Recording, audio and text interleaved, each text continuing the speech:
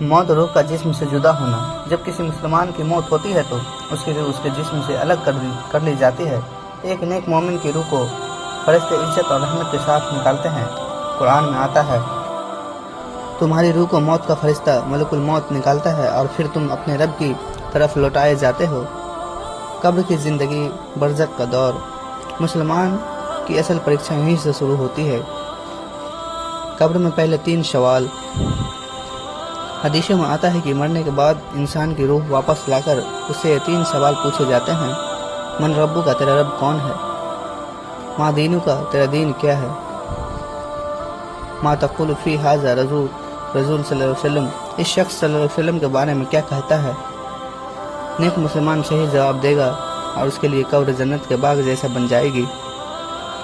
گنہگار یا منافق جواب نہیں دے سکے گا اور قبر جہنم کے گڈھے جیسی ہو جائے گی۔ نیک مسلمان کی قبر کی حالت۔ قبر کو وسیع یعنی چوڑا کر دیا جاتا ہے۔ جنت کی خوشبو آتی ہے۔ ایک خوبصورت شخص آتا ہے اور کہتا ہے، میں تیرے اچھے اعمال ہوں۔ اللہ کی رحمت میں وہ سکون کی نیند سوتا ہے جب تک قیامت نہ آ جائے۔ گنہگار مسلمان کی قبر کی حالت۔ قبر تنگ ہو جاتی ہے، ہڈیاں چٹک جاتی ہے، جہنم کی گرمی اور عذاب محسوس ہوتا ہے۔ ایک بھیانک شک والا شخص آتا ہے اور کہتا ہے، میں تیرے برے اعمال ہوں۔ سزا دی جاتی ہے جیسے سانپ، اندھیرے، آگ، دواب وغیرہ۔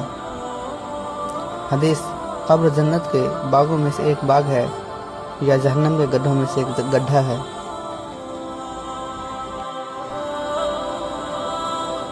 برزخ کا وقت کب تک؟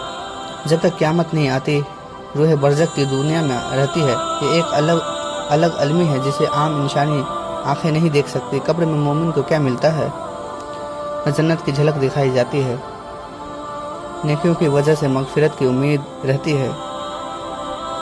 قرآن پڑھنے، نماز، صدقہ اور بھلائی کی عادتیں قبر میں روشنی بن جاتی ہے۔ موت کے بعد ثواب پہنچانے والے عمل۔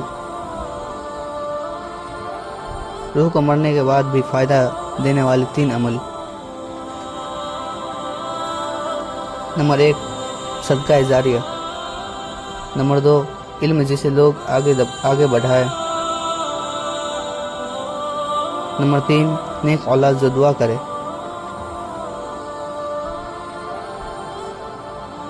عورت اور مرد کی روح کا فرق نہیں۔ عورت ہو یا مرد، دونوں کو ان کے ایمان، اعمال اور نیت کے مطابق ہی سکون یا عذاب ملتا ہے۔